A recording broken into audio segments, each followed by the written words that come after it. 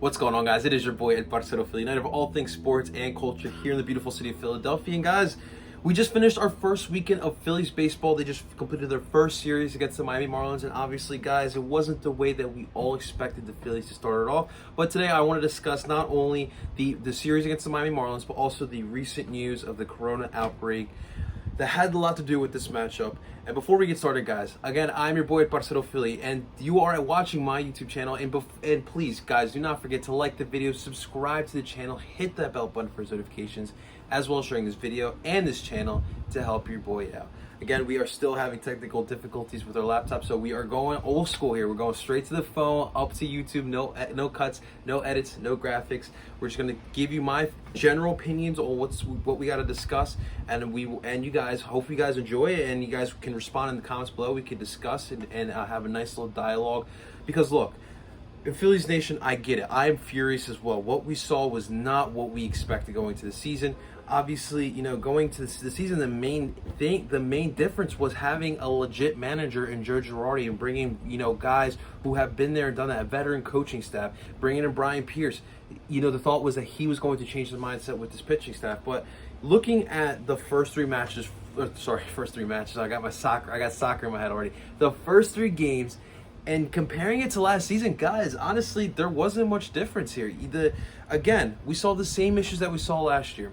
The bullpen not stepping it up and not helping out the starting pitching, leaving runners on bases. It looks like the same team from last year. And the three pitchers that we saw this weekend, Aaron Nola, Zach Wheeler, and Vince Velasquez. First off, with Aaron Nola, looked good through the first 5 innings, and then had the outbreak, and the Marlins scored 4 runs on him. And he allowed 5 hits on that day, 4 earned runs, and that really, the bullpen could not even save him in that day, and they lost the first match. The next day, Zach Wheeler, his first game as a member of the Philadelphia Phillies, he looked spectacular, and the Phillies won 7-1. The last day, Vince Velasquez, after what we saw in spring training, we were all hyped, including myself. I thought that this was the year for him to finally show that he can give us some consistency. He can be that a third or fourth starter for this Philadelphia Phillies team.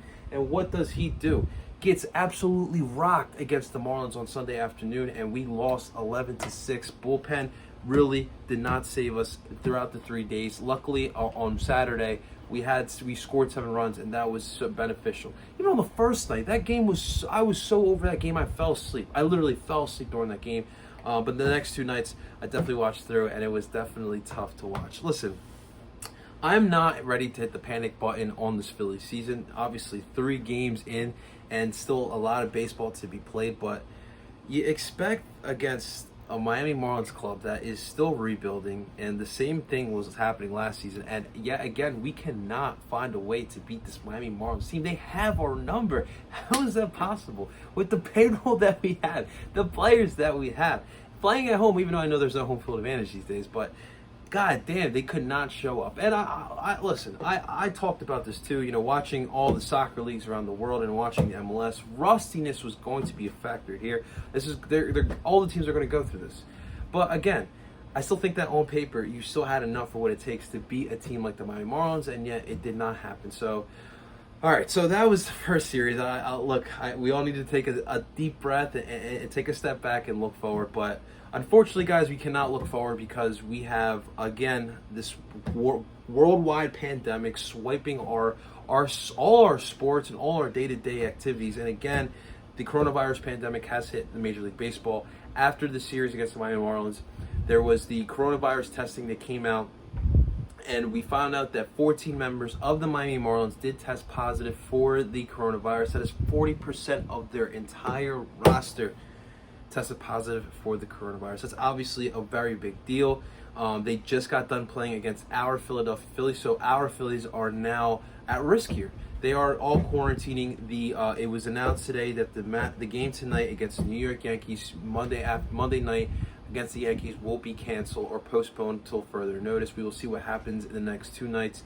The Yankees are in Philadelphia right now, or in the Philadelphia area right now, preparing for the game. But look, guys, to me, I think the way baseball set up this restart or set up this play during this pandemic was absolutely terrible, and it's very embarrassing, to be quite honest with you guys. The MLS, the NBA, right now the MLS is in their playoff stages and are almost done their tournament. No COVID cases to be reported in the last 16 days. The only two teams that really had serious cases, and that means more than 10 players that caught the coronavirus, were excluded from this tournament. They had to unfortunately forfeit for the safety of other players.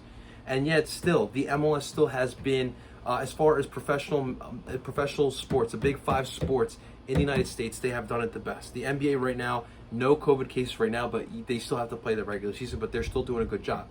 You cannot go into returning into playing in individual stadiums. There is still states that are not following COVID regulations and are still getting a lot of COVID cases. How do you expect teams to go travel down in Florida to play against the Rays or play against the Marlins when there is so many freaking cases down there and you're not quarantining them, you're not putting them in a bubble? So I think the Major League Baseball really took a black eye with this.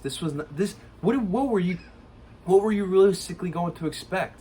This is what was going to happen. So I think that the MLB, they're going to have emergency meetings right now to figure out what to do. But I don't know how you don't put these guys in a bubble. If you want to finish the season, I don't know how you allow them to play in separate stadiums. Now, over in Europe, in the major four European soccer leagues, Premier League, La Liga, Serie A, and Bundesliga, they did play the way they're doing it, the way that the Major League Baseball, they're doing it now. The only difference is that in Europe, they are actually following regulations and they actually did what they had to do in order for them to return back to play. Here in America, we're not doing that. So this is a tricky situation, and I really want the NFL here to really look at this situation as well. And think, guys, you're going to go into playing this season when there's reporting supposed to be a second wave of this virus, and you want them to play in individual stadiums? Think about this, NFL. Think about this. You do not want to fuck this up because you are the NFL, but you can fall down very hard. So if I'm the NFL, I'm learning from the situation, and I'm finding a way to put my teams and my players in some sort of bubble to play out the season. It's the best way possible. It's the best, safest way possible. Ask the MLS, ask the NBA. NHL doing a good job as well, as they will be up in Canada in their own separate bubbles. Western Conference teams will be in Alberta. Eastern Conference teams will be in Toronto. But I think that is the best case scenario for all the sports in America. But guys, oh man, it has been really rough as a Philadelphia Phillies baseball fan here right in the past couple of days. Phillies not looking so good against the Marlins, and season at jeopardy right now thanks to a coronavirus pandemic here. So guys, in the comments below, let's talk Phillies.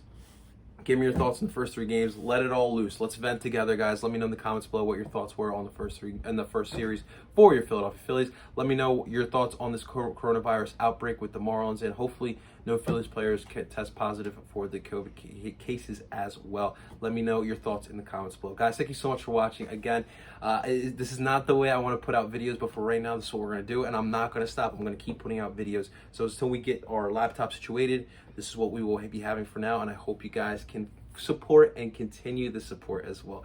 Don't forget to like the video, subscribe to the channel, hit the bell button for notifications, as well as sharing this video and this channel to help your boy grow. And until next time, guys, I'm in Philly telling you guys to ring that fucking bell. Let's go, baby.